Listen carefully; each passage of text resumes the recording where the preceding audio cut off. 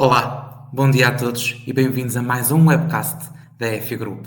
Este a falar especificamente sobre o sistema de incentivos à transição climática e energética. A parte 1, especificamente a descarbonização das empresas.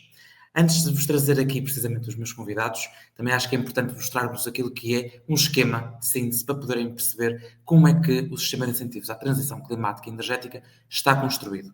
Este, que em boa verdade é uma novidade no Portugal 2030, de facto é a primeira vez que temos uma forma tão direcionada a sistemas de incentivos para a temática da sustentabilidade, embora no Portugal 2020 isto já era tema de uma forma um bocadinho mais discreta, digamos assim. Ora, o que estamos aqui a falar é que nós temos três tipologias de intervenção, precisamente. Temos a descarbonização das empresas, que será o principal tema de conversa no webcast de hoje.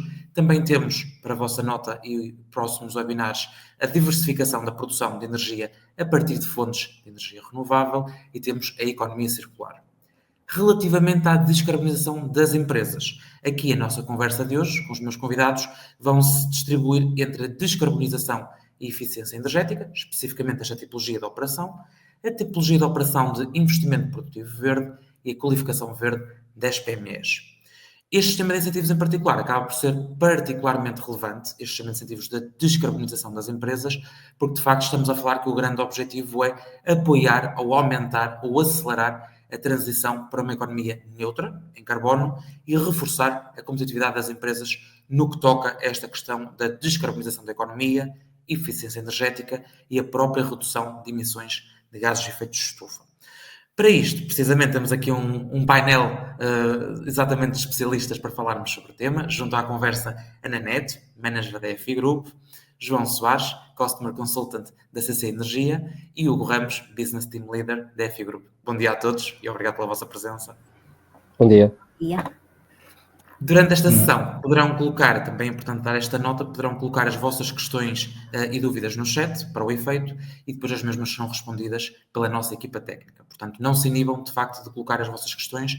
Sabemos que muito provavelmente surgirão N questões de relevo, porque, de facto, é a primeira vez que estes sistemas de incentivos são estruturados desta forma e que fazem parte dos fundos comunitários, nomeadamente o Portugal 2030. Abrindo aqui a nossa mesa redonda, precisamente para a conversa, e começo por ti primeiro, Hugo, aquilo que eu diria que é uma boa primeira pergunta para abrirmos aqui as hostes, digamos assim, é que o atual aviso do Portugal 2030, para esta tipologia da descarbonização das empresas, é, pelo nome, na verdade, até muito similar a um antigo aviso que existiu no Portugal, no PRR, que era o de descarbonização da indústria. A verdade é que acredito que haja aqui algumas similaridades, algum conhecimento passado, mas consegues-nos aqui elucidar um bocadinho sobre quais são as diferenças entre aquilo que era a descarbonização da indústria no PRR versus aquilo que é a descarbonização das empresas no Portugal 2030? Muito bem. Bom dia mais uma vez, Tiago, Ana e João. Obrigado também aqui pela possibilidade e cumprimentar também a quem nos está a ver. Tiago, antes de responder à tua pergunta, talvez seja importante dar aqui algum contexto a quem nos está a ouvir. Ou seja, as metas apresentadas por Portugal são ambiciosas. Portanto, existem metas que Portugal tem para cumprir, nomeadamente a redução de emissão de gases com efeito de estufa, 55% até 2030 e de 100% até 2050. Portanto, algo ambicioso. Aumentar também a cota de energia renovável em 45% no consumo final de energia até 2030 e de 80% até 2050. Portanto, são metas ambiciosas com o objetivo de promover e desafiar principalmente a descarbonização nos seguintes setores, nomeadamente energético, industrial, dos transportes, da agricultura e dos edifícios. Portanto, isto fazendo aqui já um enquadramento. Assim como as metas que resultam desse compromisso, o objetivo é combater as mudanças climáticas e garantir um futuro sustentável e impulsionar a competitividade da economia portuguesa. No âmbito deste novo quadro comunitário, do Portugal 2030, existe um valor, uma dotação de 23 mil milhões de euros, dos quais 13,9 mil milhões de euros são provenientes dos fundos europeus estruturais e de investimento. Logo, estes fundos são utilizados para financiar projetos que contribuam para a descarbonização da economia portuguesa. Assim sendo, e passando se calhar aqui, respondendo à tua pergunta, e fiz aqui apenas um enquadramento, no último aviso do PRR, apoio à descarbonização da indústria, enquadrava-se um conjunto de medidas que visam contribuir para o objetivo da neutralidade carbónica, promovendo, por sua vez, a transição energética por via da eficiência energética, do apoio às energias renováveis, com enfoque principalmente na produção de hidrogênio e de outros gases de origem renovável, com o apoio, obviamente, de alguma digitalização, com a introdução de novas tecnologias ou processos de produtos ou de produção mais sustentáveis para que energeticamente sejam mais eficientes, e com o intuito, como é óbvio, de descarbonizar. No aviso do PRR, contemplavam estas medidas que acabei de referir, enquanto que neste novo quadro comunitário, ou seja, no âmbito do Portugal 2030, desde o dia 17 de janeiro de 2025, existe o RPA. O RPA é o Regime de Pedido de Auxílio da Descarbonização das Empresas, onde, como mencionaste ou como apresentaste há pouco, existem 3 tipologias, nomeadamente a de eficiência energética e descarbonização. Portanto, é essa que está prevista no âmbito do RPA e, pronto, e é essa um pouco que nós vamos falar aqui. Porquê? Porque também está previsto abrir agora no mês de maio a abertura do aviso efetivo. Portanto, as empresas podem submeter já o seu RPA, e depois, quando abrir o aviso, obviamente, efetivarem a candidatura, onde, obviamente, existirá mais detalhe desses mesmos investimentos. Portanto, a tipologia de eficiência energética e descarbonização, qual é que é o seu objetivo? O que é que visa? Visa apoiar a redução dos consumos de energia e das emissões de gases com efeito de estufa, nomeadamente através da substituição, adaptação ou introdução de equipamentos, processos e tecnologias de baixo carbono. Ou seja, com o intuito também de complementar as incorporações de fontes de energia renovável. Mas, lá está, como eu referi, existem 3, ou como apresentaste, existem 3. Pronto, esta é que está previsto abrir no âmbito do aviso, mas já é possível desde o dia 17 de janeiro. Mas mencionando as outras 2 tipologias, nomeadamente investimento produtivo verde, que visa apoiar o desenvolvimento de novos produtos, processos, serviços de baixo de carbono e inovadores, nomeadamente através da incorporação de novas matérias-primas e de novos processos e tecnologias, provendo-se, por sua vez, a sustentabilidade, a redução do consumo de recursos e o incremento da introdução de novas matérias ou materiais recuperados nesses mesmos processos produtivos e, por sua vez, serem mais eficientes esses mesmos recursos. A outra tipologia que está neste novo quadro, portanto, a qualificação verde das PMEs, que apoia domínios imateriais e de competitividade focados em questões relacionadas com a temática de transição climática e energética, tais como a inovação organizacional, quer de gestão de logística sustentável, digitalização e transformação digital, captação para o desenvolvimento de novos produtos, serviços e processos sustentáveis, certificações, ecodesign, entre outros. Aqui também uma diferença que existe relativamente ao PRR. Mais uma vez, a NUT 2 de Lisboa está excluída. Ok. A verdade é que nessas diferenças que existem entre o Portugal 2030 e o PRR, a verdade é que tudo isso tem uma razão de ser, de ter nascido o PRR, ter transitado para o Portugal 2030, porque isto tem muito a ver também com os benefícios que é esperado que os incentivos tragam para as empresas, precisamente também para aquilo que é a economia. Tu consegues destacar alguns grandes benefícios a longo prazo, isto é, portanto, não no curto, mas a longo prazo, daquilo que estes incentivos podem acarretar para estas empresas que investem em descarbonização, tanto na ótica da sustentabilidade ambiental, como na sua própria competitividade no mercado, assim, alguns highlights, digamos assim. Sim. Bem, obviamente é a minha opinião, vale o que vale, mas creio que as empresas, ao dia de hoje, ainda não entenderam efetivamente o que é que consiste descarbonizar e sustentabilidade. Acho que é algo que as empresas ainda estão a tentar perceber, e obviamente estou a generalizar, como é óbvio, há muitas empresas ou algumas empresas que já se estão a posicionar nesse âmbito e, portanto, isso é positivo, mas creio que ainda há uma fatia muito grande de empresas que não se estão a posicionar ou não sabem efetivamente o que é que isso consiste. Mas, destacando aqui talvez alguns pontos, em resposta também aqui à tua pergunta, no âmbito da descarbonização, é crucial as empresas captarem e reterem os seus clientes no presente e no futuro. Mas, indiretamente aqui, um pouco ao tema, os clientes exigem cada vez mais às empresas que sejam sustentáveis a nível ambiental, com o objetivo de reduzir as emissões de gases de efeito de estufa e, de certa forma, mitigar os impactos das mudanças climáticas e, obviamente, garantir a sustentabilidade do planeta Terra, que não está garantida. A nível de competitividade, os consumidores podem efetivamente apoiar a descarbonização das empresas, ao optar por produtos e serviços de empresas sustentáveis, incentivando práticas responsáveis. Além disso, o envolvimento ativo e o fornecimento de feedback sobre as ações das empresas podem efetivamente também influenciar positivamente a estratégia de sustentabilidade das empresas.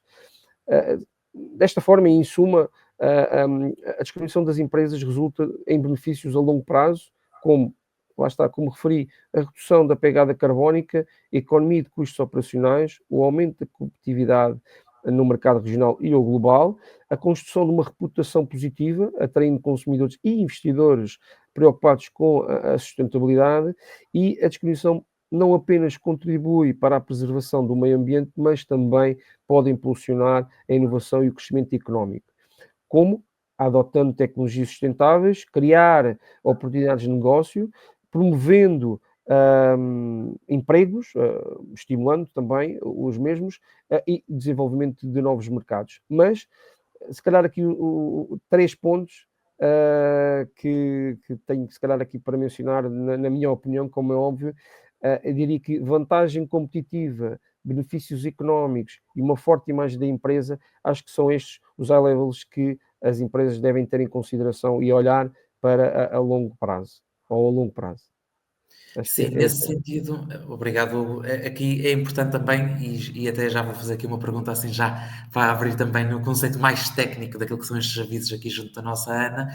É importante só frisar aqui um ponto que é estas tipologias de operação, portanto, entenda-se aquilo que está dentro da descarbonização das empresas, que é a descarbonização e eficiência energética, e o investimento produtivo verde e a qualificação verde das PMEs, subsistem como avisos completamente separados, individuais. Portanto, aquilo que uma empresa pode fazer é candidatar-se a um ou a outro, ou, dependendo das suas necessidades de investimento, até se poder candidatar aos 3 diferentes, porque os 3 subsistem de forma completamente autónoma, com datas também elas diferentes.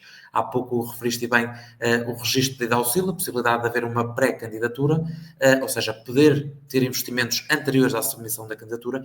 Isto já é possível para a descarbonização e eficiência energética, mas de facto os outros tipos de operações também já estão previstos. Aquilo que é importante saberem aqui é que, dependendo do tipo de investimentos que têm, é possível diferentes enquadramentos em mais do que um sistema de incentivos ao mesmo tempo, e é possível a candidatura em mais do que um ao mesmo tempo.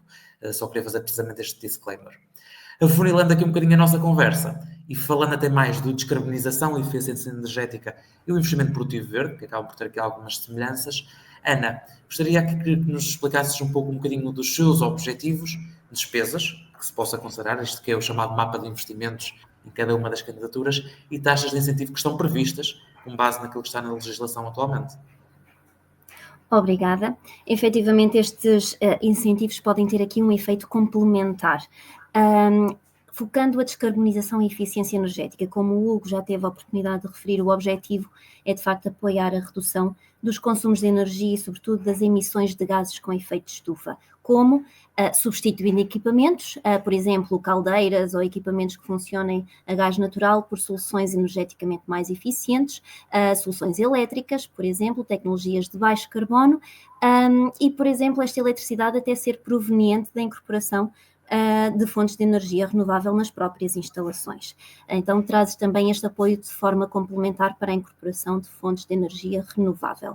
Este aviso, ou melhor, esta tipologia de operação é direcionada para empresas de qualquer dimensão.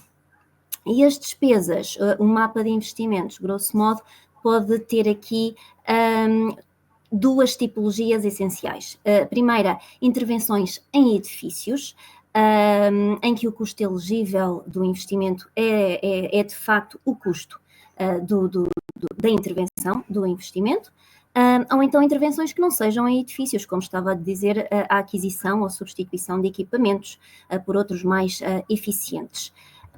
No que toca à primeira questão, as intervenções em edifícios, podemos estar a falar de investimentos de diferentes tipos, de forma de conjugação de diferentes tipos, por exemplo, instalação de equipamentos integrados que gerem eletricidade, aquecimento ou refrigeração a partir de fontes de energia renováveis, incluindo painéis fotovoltaicos ou bombas de calor.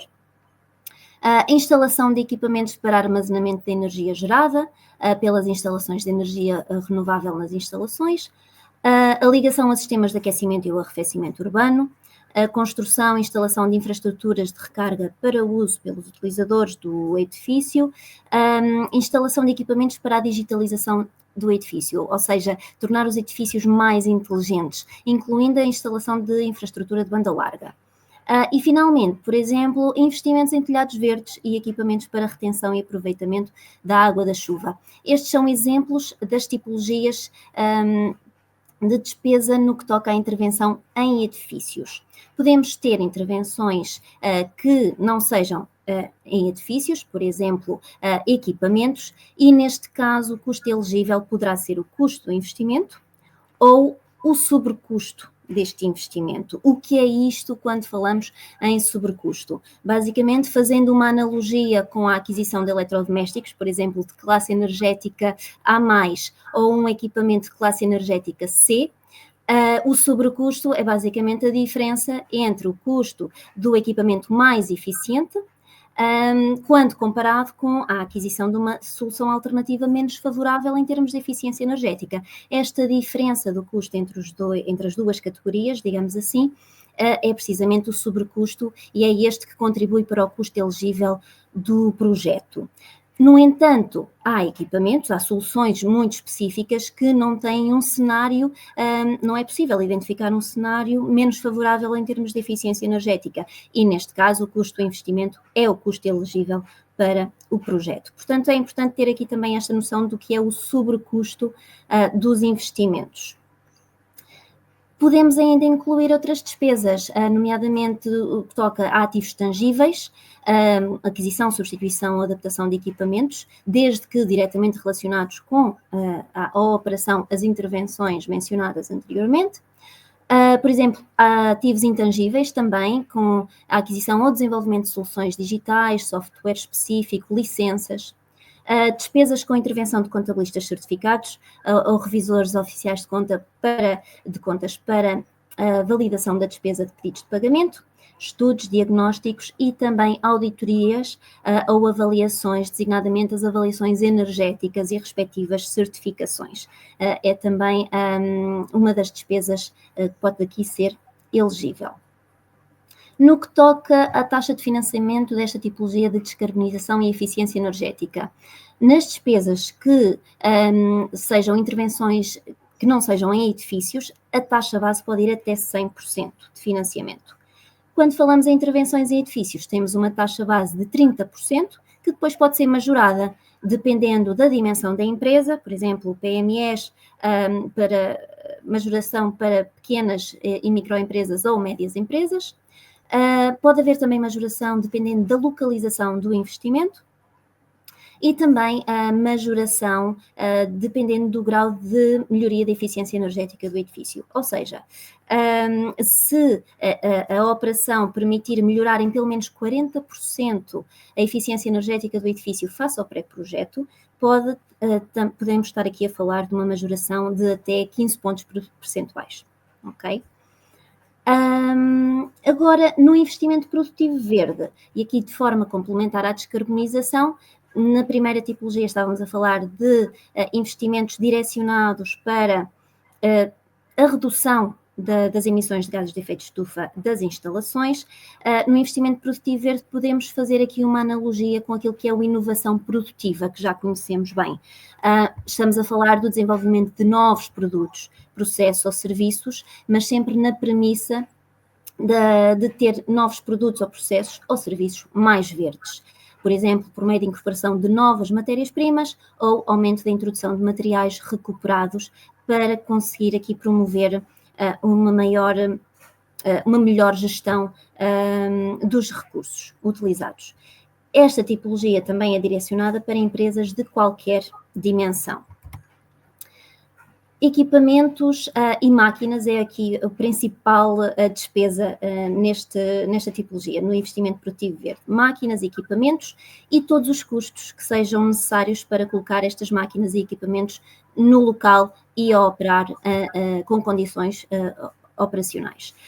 Podem também ainda incluir a aquisição de equipamentos informáticos específicos para estas máquinas trabalharem.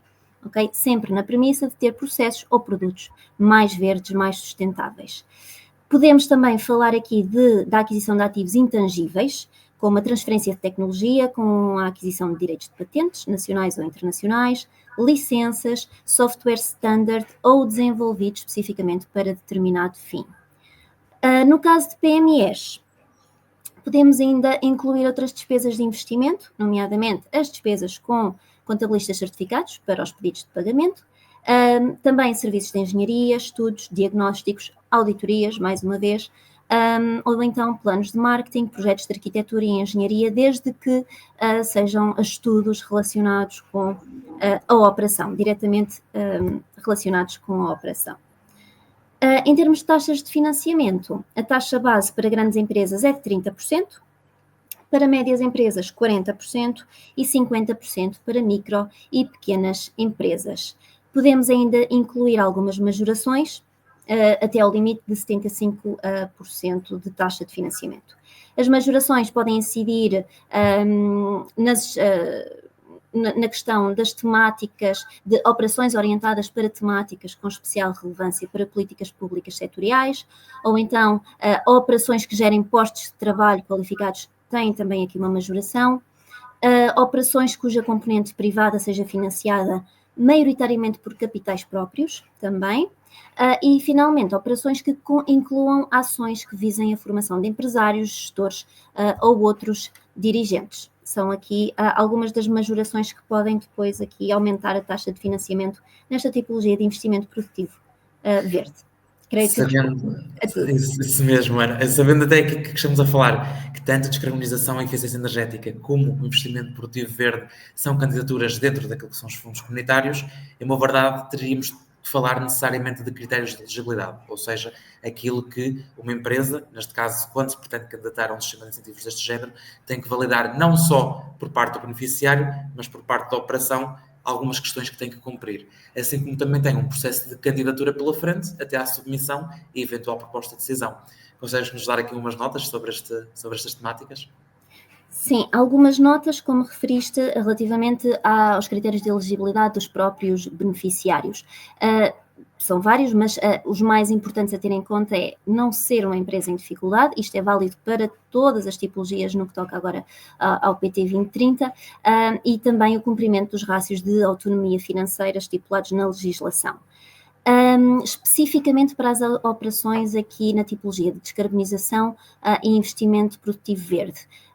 É importante a operação prever aqui o alcance, em média, de uma redução de pelo menos 30% das emissões diretas e indiretas de gases com efeito estufa, em comparação com as emissões ex ante. Quer isto dizer que é necessário ter aqui a aferição previamente de quais as emissões diretas e indiretas de gases de efeito estufa da instalação, para que depois seja possível demonstrar que com a implementação das medidas propostas é possível alcançar pelo menos 30% de redução.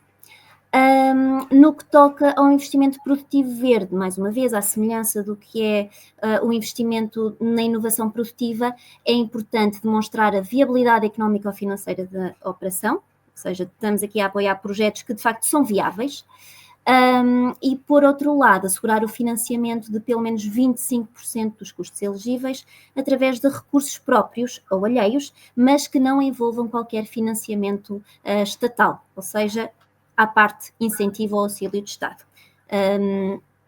Pronto, estes são os principais critérios de elegibilidade.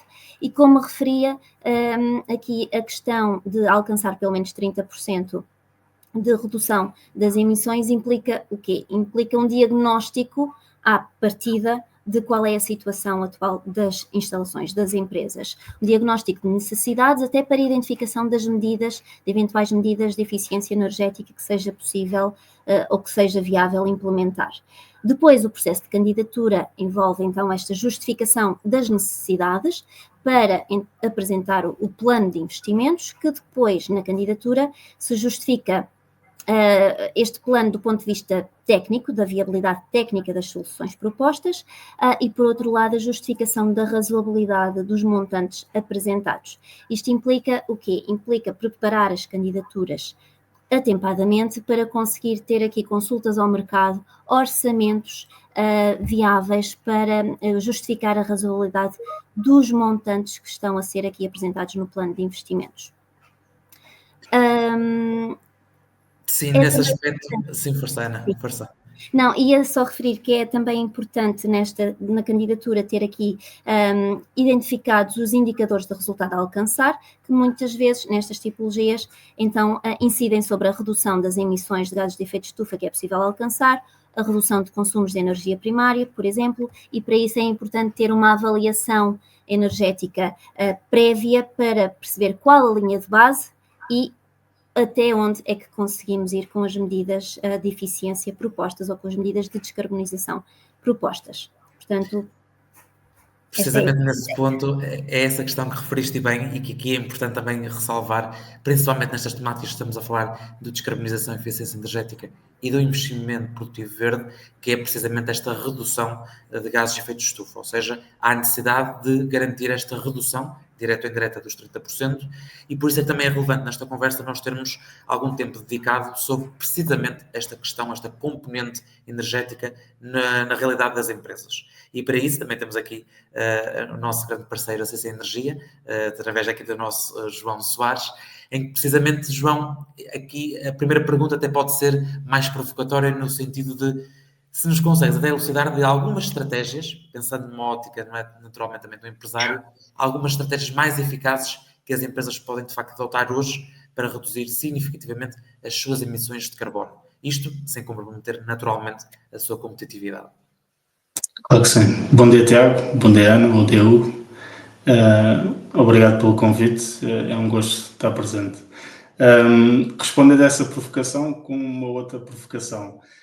Portanto, quando se fala muitas vezes em estratégias de descarbonização, muito em voga na indústria, muitas vezes isso prende-se a alterações tecnológicas, conforme a Ana dizia há pouco.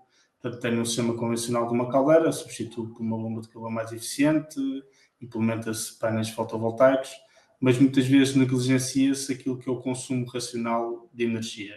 E aí só se consegue, de alguma forma, comatar essa necessidade olhando para os consumidores. Pronto, e muitas vezes o foco está na produção de energia, na produção das necessidades térmicas, de frio, o que seja, e a parte dos consumidores acaba por ser um pouco negligenciada. Mas isso também tem algumas causas. Primeiro, aquilo que são, portanto, na parte dos fabricantes e aquilo que é, no fundo, os fornecedores de equipamentos estão preocupados e bem em ter equipamentos mais eficientes e quando é feita, portanto, no fundo, uma intervenção num sistema, o foco acaba por estar muito na componente de produção e não tanto na componente do consumo. Portanto, isso do ponto de vista daquilo que é a oferta do mercado e também daquilo que é do ponto de vista das empresas.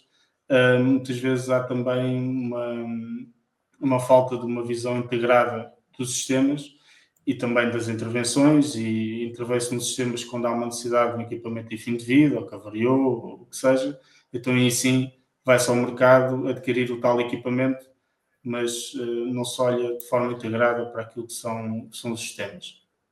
Portanto, respondendo agora com aquilo que para nós é a abordagem correta, deverá passar por, efetivamente, existir uma estratégia do ponto de vista de gestão de energia, consumo racional de energia nas instalações, portanto, mitigar aquilo que são os consumos não produtivos dos consumidores e tendo essa base muito bem estabelecida e balizada, então aí sim ir para as componentes de distribuição e de produção. Pronto, e aí podemos estar a falar nas tais questões tecnológicas e tudo mais. Pronto.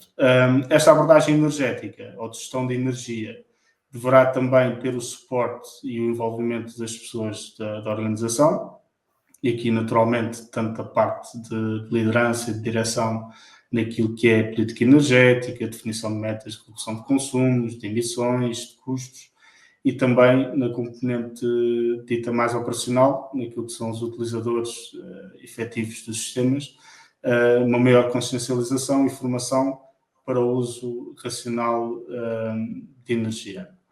Portanto, em suma, aquilo que nós acreditamos é, no fundo, olhar primeiro para o lado do consumidor, perceber efetivamente se as necessidades que estão naquele momento afetas a determinado sistema, se aquela temperatura faz sentido, se aquele calor faz sentido, se efetivamente o sistema está a ser adaptativo e que consiga adaptar aquilo que é o output face às reais necessidades do processo naquele momento.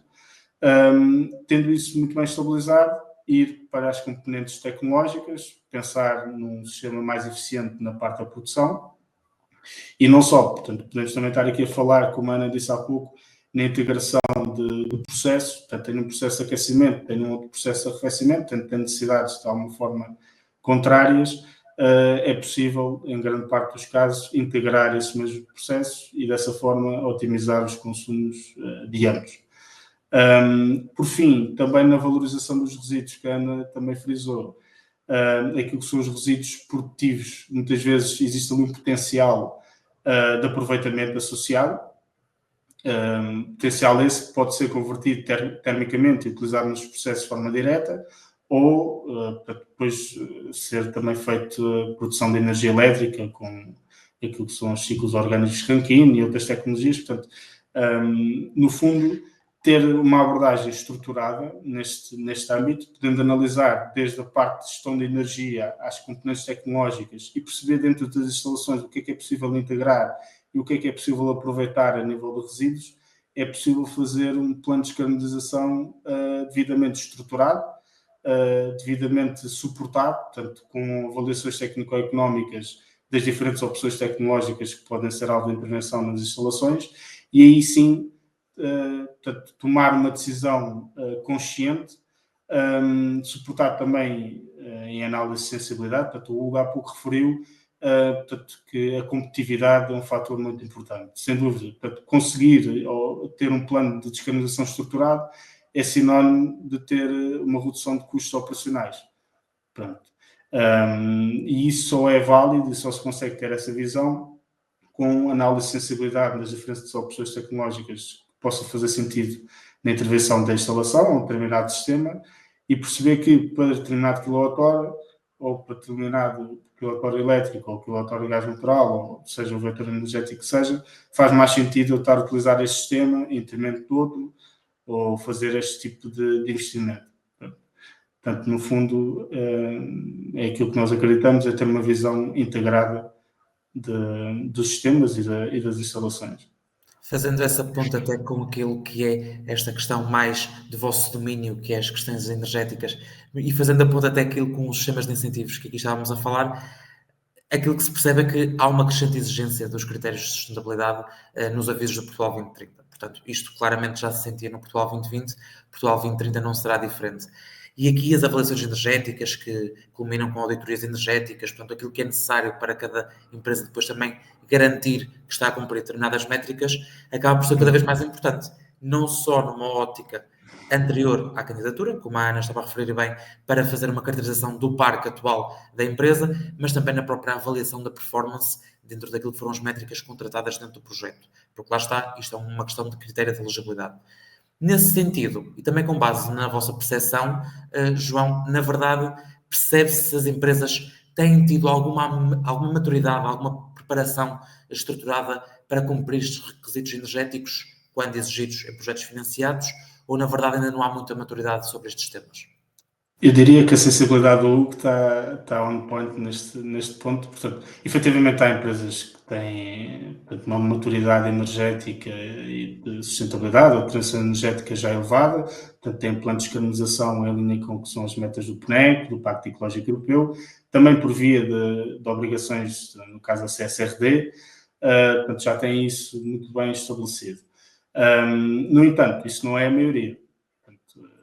aquilo que temos observado, e também em conjunto nesta questão dos avisos, é que muitas vezes as empresas são reativas e não propriamente proativas. Portanto, sai um aviso, há uma possibilidade de financiamento que lhes possa ser benéfica e, portanto, vão querer aproveitar esse mesmo aviso, mas lá está, não tem o tal plano estruturado que falava há pouco. E o que é que isso faz? Faz com que os investimentos feitos de forma, se calhar, mais avulsa, não sejam ou não tenham a eficácia que poderiam ter se tivessem um plano devidamente estruturado e que esse mesmo plano possa dar cumprimento às tais metas que falávamos, do PNEC, Pacto Ecológico Europeu, etc. Portanto, novamente, nós acreditamos que esses planos são úteis, não só do ponto de vista regulamentar, legal, no âmbito ambiental, mas também do ponto de vista da competitividade das empresas naquilo que são a redução dos custos de operação, porque assim que há a possibilidade de financiamento a fundo perdido, como é o caso, as empresas já sabem que opções tecnológicas é que podem vir a investir, que até podem trabalhar em paralelo com alguma tecnologia existente. Portanto, e mediante aquilo que possa ser, naquele exato momento, o custo de operar com um determinado sistema versus um outro sistema, portanto, nós acreditamos numa hibridização das indústrias. Portanto, e essa hibridização faz com que estejam disponíveis diversos vetores energéticos para comatar determinadas necessidades, determinados consumidores, e utilizar AVs, portanto, mediante aquilo que possa ser economicamente mais favorável, determinado sistema em detrimento de outro, porque naquele momento faz sentido ser dessa forma. Portanto, isso depois entra naquela componente da gestão de energia que falávamos há pouco, portanto, e que tem que ser algo que, portanto, tem que estar presente nas empresas. Sabendo disso, e aqui, novamente, eu sou uma pessoa que gosta de provocar, não é? Mas nesse quais é que seriam, na ótica do empresário também, porque nós sabemos que muitas vezes aquilo que acontece é que no dia-a-dia nós conhecemos bem aquilo que são as dificuldades e as dores, mas muitas vezes também é difícil levar esse tipo de conhecimento e esse tipo de sensibilização para quem nos ouve. Aquilo que seria uma boa pergunta também para fazer neste momento era quais é que seriam então os passos essenciais para uma avaliação energética bem conduzida. Ou seja, na verdade, que erros é que também muitas vezes são encontrados com base na vossa experiência, sabendo da importância tão grande deste tipo de avaliações no enquadramento dos sistemas de incentivos financeiros. Portanto, dar aqui um enquadramento da avaliação energética e, no fundo, quais é que são os outputs que pretendemos da mesma. Portanto, uma avaliação energética, no fundo, dá-nos dois grandes outputs. Aquilo que são os ganhos energéticos associados, ou, neste caso, a redução de CO2 também, portanto, é um dos fatores. E, por outro lado, aquilo que é a estimativa de investimento para capturar esses mesmos ganhos. Portanto, e aqui podemos ter... portanto, pontos críticos em ambas as questões. Portanto, do ponto de vista daquilo que são os ganhos, das economias, portanto, naquilo que é a caracterização do cenário base, e muitas vezes o tempo de análise ou o período de análise é curto, portanto, estamos a falar de uma semana, 2 semanas, não há um sistema de digitalização associado que permita ter uma maior amostragem. Portanto, dentro desse período e naquilo que são os sistemas, há variáveis relevantes, vamos chamar assim, que impactam o funcionamento desses sistemas e que, devido a efeitos de sazonalidade, essas mesmas variáveis, como é a temperatura exterior, a umidade relativa, o que seja, não são constantes ao longo do ano. Portanto, é feita uma avaliação naquele espaço curto de tempo, uma semana, o que seja, é projetado esse consumo, depois, naquilo que é o consumo anual da instalação e na preponderância que foi na altura apurada, naquilo que é o consumo total anual associado a esse sistema, mas muitas vezes não se tem em consideração essas variáveis e essas variáveis não são normalizadas. Portanto, um dos erros mais comuns que é feito é, no fundo, faz-se uma simulação de um cenário futuro e, aliás, a própria definição do cenário de referência não tem isso em consideração, mas também na projeção do cenário futuro isso não é tido em consideração. Essas variáveis relevantes são negligenciadas e na base estamos a ter ali uma economia, um apuramento de economia que não é factual. Portanto, é muito importante que nas avaliações, seja na definição do cenário base, seja na simulação do cenário futuro, se possa ter em consideração determinadas variáveis que impactam o consumo dos sistemas. Isto do ponto de vista das economias ou daquilo que possa ser os ganhos, é uma das temáticas que se deve ter em consideração.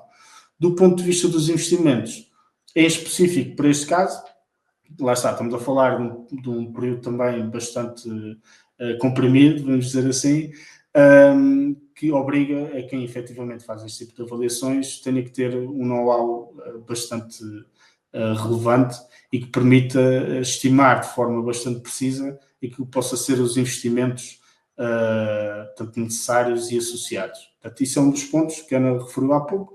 Portanto, é necessário que os investimentos sejam devidamente justificados. Portanto, isto é um ponto. Depois, a ponte entre as economias e os investimentos também é importante. Porquê? Na simulação do cenário futuro é tido em consideração aquilo que é, porventura, o indicador de desempenho de um determinado sistema. Portanto, vou dar um exemplo. Tem um sistema de ar comprimido que tem um determinado consumo específico a determinada altura. E é prevista a intervenção nesse sistema para um outro sistema mais recente, mais moderno, com uma melhor tecnologia, que tem um consumo específico ou um indicador de desempenho melhorado. Pronto.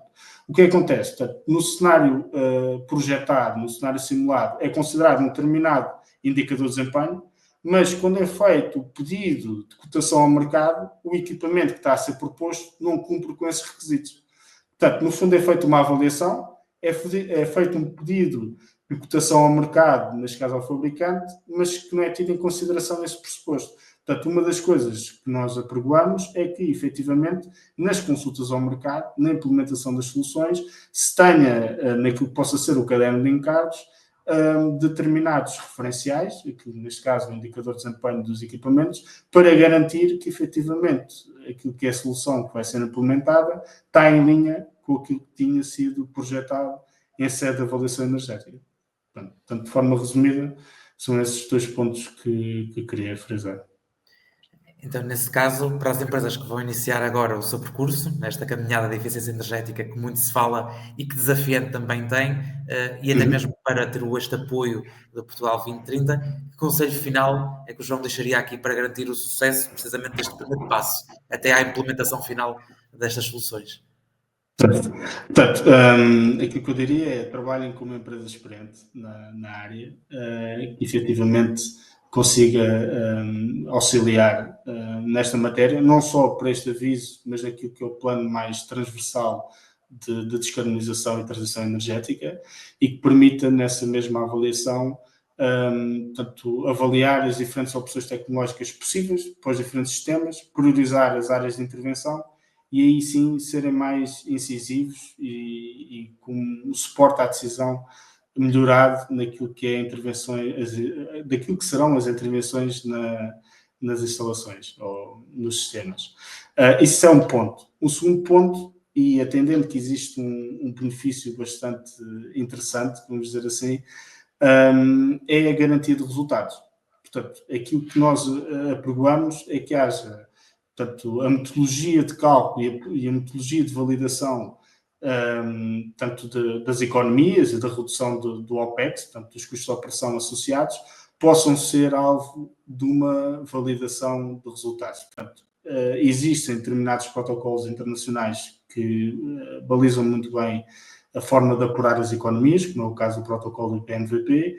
Portanto, aquilo que nós temos como conceito base é toda e qualquer intervenção deve ser suportada por um plano de medição e verificação e consequente relatório de medição e verificação suportada por um protocolo internacional, no caso da eficiência energética, o protocolo PMVP, que garante que efetivamente o investimento que está a ser feito tem o devido retorno e o custo de posse vai passar a ser efetivamente aquele. Portanto, e atendendo, lá está, aos benefícios existentes, o CAPEX se calhar não vai ser assim tão relevante, mas depois o custo de posse do sistema e a utilização do sistema, esse sim vai ter um peso maior naquilo que é a decisão a tomar.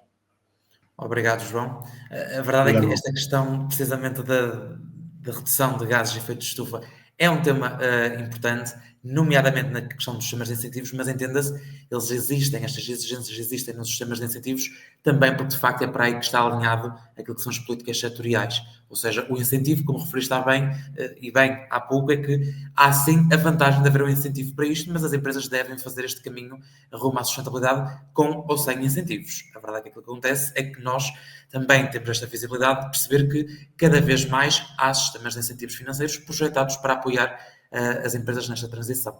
Portanto, reforçar e bem, como disseste, esta importância, esta caminhada deve ser feita com ou sem, idealmente com, naturalmente.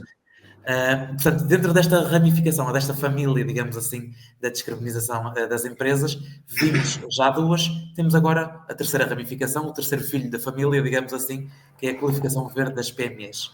Dentro da qualificação verde das PMEs, a verdade é que, Ana, vou-te pedir a semelhança do que falámos há pouco para as outras duas, que nos consigas dar, o detalhe que já temos disponível, é um bocadinho melhor esta oportunidade. Objetivos, despesas, taxa de incentivo, algum critério de elegibilidade mais específico possa existir. Ok, portanto, a qualificação verde das PME, como o nome indica, é direcionada aqui para as PME, na aquisição de competências próprias aqui para a temática da transição climática e energética. Esta tipologia foca, não foca custos operacionais ou produtivos, foca sim aquilo que são os domínios imateriais da competitividade. Aquela palavra cara que basicamente se resume em investimentos na inovação dos processos de gestão, de logística mais sustentáveis, a digitalização e a transformação digital sempre na premissa para obter processos mais verdes, a capacitação para desenvolvimento de produtos, serviços e processos sustentáveis, com foco na eco-inovação, qualidade, certificação, o ecodesign ou a transferência de conhecimento e tecnologia para implementação destas premissas da eco-inovação.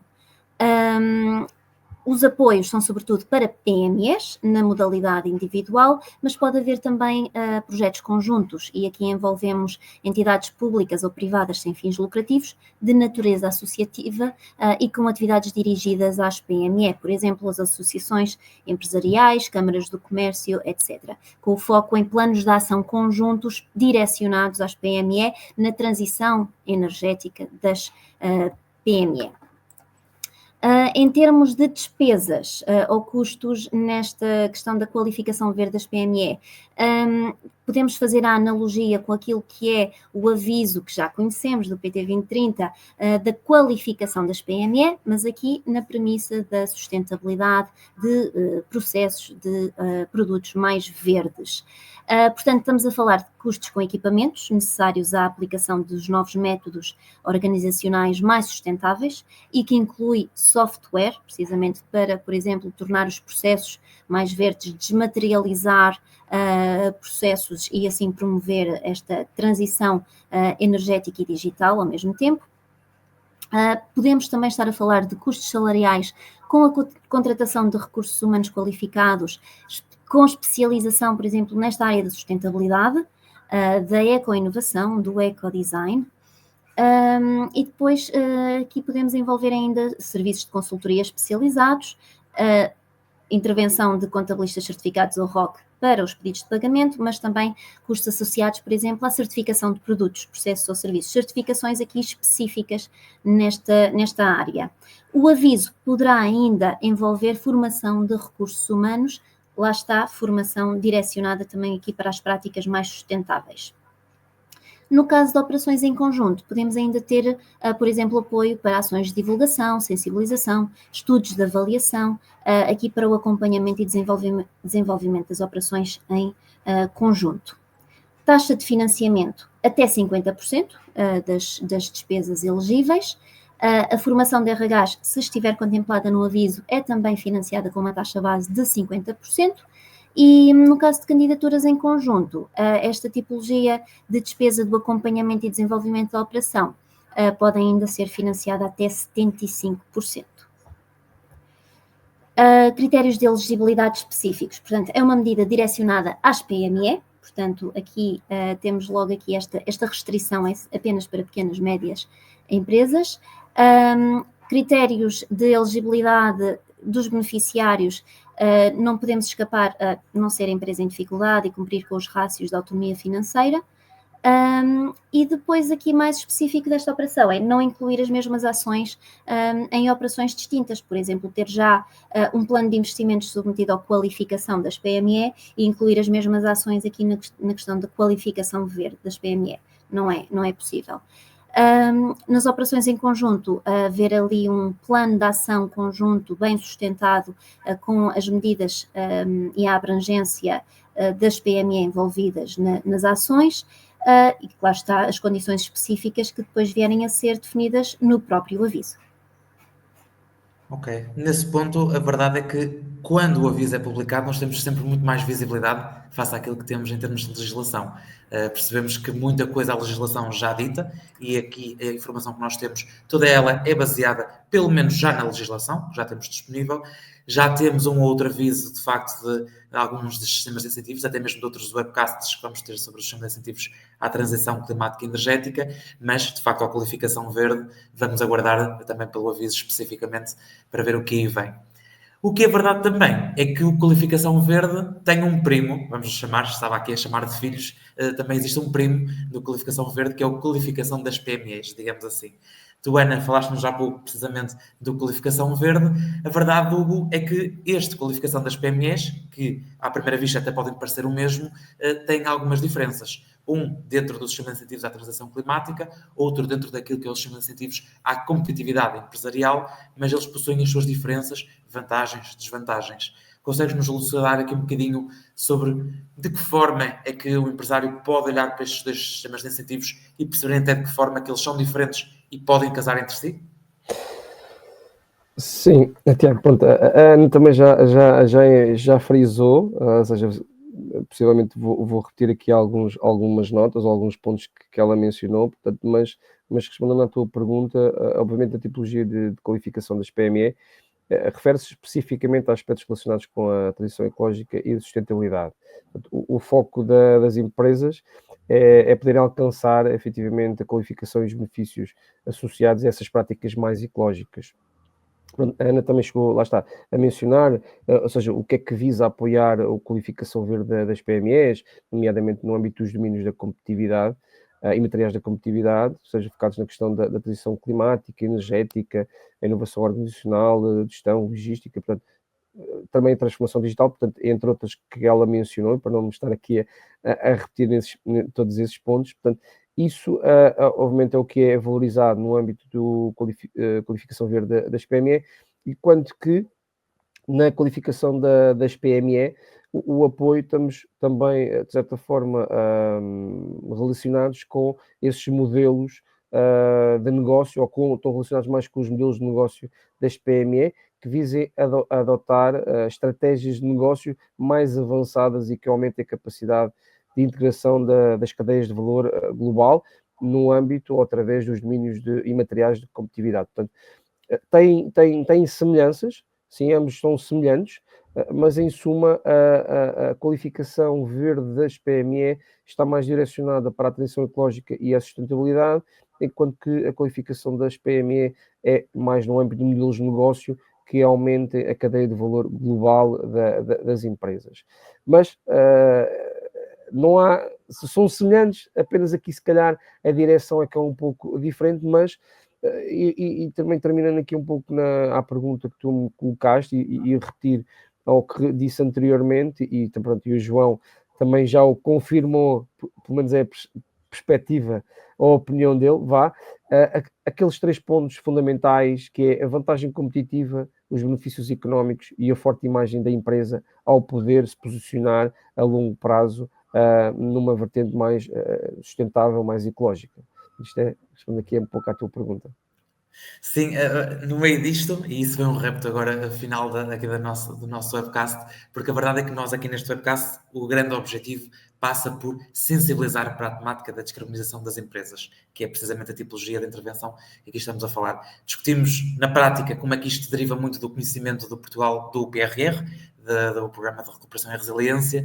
Discutimos também o facto de porque é que isto acaba por ser tão vantajoso para as empresas em termos de benefícios a longo prazo. A questão destas 3 tipologias, ou seja, dependendo dos investimentos que a empresa tem previstos e dependendo até dos seus objetivos claros, porque estamos sempre a falar de intenções de investimento a 24 meses, sensivelmente, portanto, nunca é numa intenção imediata, passa por objetivos identificados nesta fase, mas para uma execução durante 24 meses. Discutimos a descarbonização e eficiência energética, o investimento produtivo verde, discutimos agora precisamente a parte da qualificação verde das PMEs, a importância precisamente desta jornada da eficiência energética, não só aquilo que são os primeiros passos, como também provoquei há pouco o João, mas também naquilo que são os erros, precisamente que muitas empresas acabam por cometer, até porque há um desfazamento entre aquilo que muitas vezes é solicitado em termos de cumprimento de legislação ou até mesmo para ser enquadrado naquilo que é os sistemas de incentivos, mas também a própria essência e motivação da empresa para ir de encontro a essa eficiência no mercado. Assim como também vimos esta questão de há sistemas de incentivos que têm semelhanças com estes novos, mas os objetivos são claramente diferentes, daí também a importância de haver um aconselhamento estratégico logo à partida para perceber qual o melhor enquadramento desde o início. O objetivo aqui desta conversa passa precisamente por trazer essa sensibilização para as pessoas, sabendo que esta é a primeira de 3 conversas. Portanto, agradecer o contributo de todos vós nesta conversa, que certeza foi muito útil. Recordo precisamente estas questões que surgiram no chat, ou que podem ainda surgir no chat, as mesmas serão respondidas com a maior brevidade possível pela nossa equipa técnica. Mas, efetivamente, fazendo este repto e voltando àquilo que é aquele conceito original apresentado, este é o primeiro webcast de 3. Aqui discutimos claramente a primeira família dentro do sistema de incentivos à transição climática e energética, entenda-se a descarbonização das empresas, mas a verdade é que não podem perder também os webcasts destinados precisamente à diversificação da produção de fontes de energia renovável e da economia circular. Este é o novo sistema de incentivos do Portugal 2030. Portanto, entenda-se que há muita informação que ainda está por descodificar, muita informação que vai ser também adquirida ao longo destes próximos meses, mas também já há todo um track record, digamos assim, de candidaturas e de experiência, know-how desenvolvido, e aí acabam por poder naturalmente confiar também na EFI Group e mesmo na CDC Energia, nestas questões precisamente de questões energéticas, precisamente porque é este conhecimento que ajuda a auxiliar da melhor forma as empresas neste sentido. O objetivo ou o grande desafio não passa por perceber o que é que existe, é perceber de que forma ou qual a melhor forma para fazer este mesmo caminho e maximizar o sucesso daquilo que seja uma candidatura, um projeto, uma avaliação, uma auditoria energética. Portanto, fica exatamente este repto dado. Muito obrigado por estarem aí desse lado e até ao próximo webcast. Muito obrigado. Até breve. Obrigado. Obrigada.